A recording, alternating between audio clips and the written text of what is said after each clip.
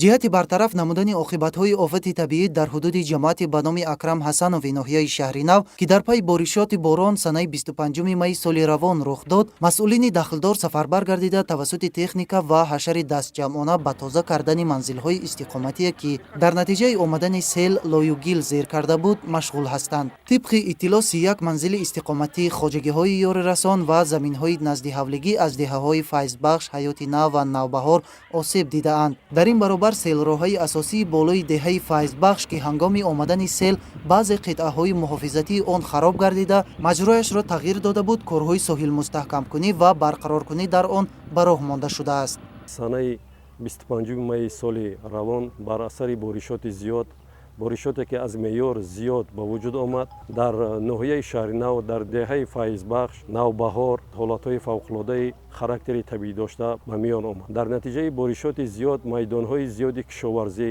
хоҷагиҳои ёрирасон, бинову иншоотҳои ёрирасони аҳолӣ, роҳҳои мошингар, пулҳо хароб гардиданд.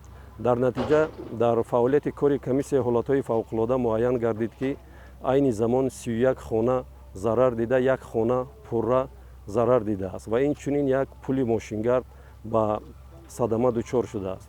дар баробари ин, дар асоси супоришҳои асосгузори сулҳу ваҳдати миллӣ, пешвои миллат, президенти ҷумҳурии Тоҷикистон муҳтарам ҷаноби олӣ, ҳайати шахсии кумитаи ҳолатҳои фавқулода, дастаҳои наҷотдиҳӣ зуд ба ҷои ҳодиса ҳозир шуда, дар натиҷа зиёда аз 500 нафар аҳолии деҳаи Файзбахш аз ҷойҳои хавфнок ба ҷойҳои бехавф кӯчониданд.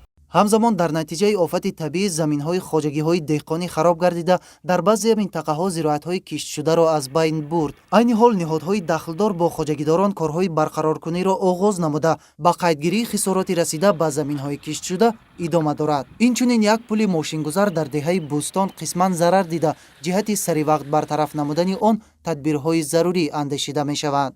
дар ду рӯзи фаъолият ба тамоми ҳайати шахсӣ бо оби ошомиданӣ, нерӯи барқ, гузаргоҳҳо ва имрӯз дида истодад, ки тавассути технику таҷҳизотҳои кумитаи ҳолатҳои фавқулода ҳамаи он селраҳҳое, ки монеаи ин сел шуда буданд, аллакай аз сари нав боз тоза карда шуда истодааст, ки дар оянда чунин ҳолатҳо рух надиҳад. дар натиҷаи ин ҳолатҳои фавқулодае ки рух дод, дастаи наҷотдиҳии кумитаи ҳолатҳои фавқулода бо таҷҳизотҳои махсуси наҷотдиҳӣ, аз он ҷумла бо таҷҳизотҳои обкашӣ, обҳои зеризаминӣ, таххонаҳо, даруни хонаҳоро зуд кашида ба берун пардохта, мардумро бо ҳаёти осоишта таъмин намуданд.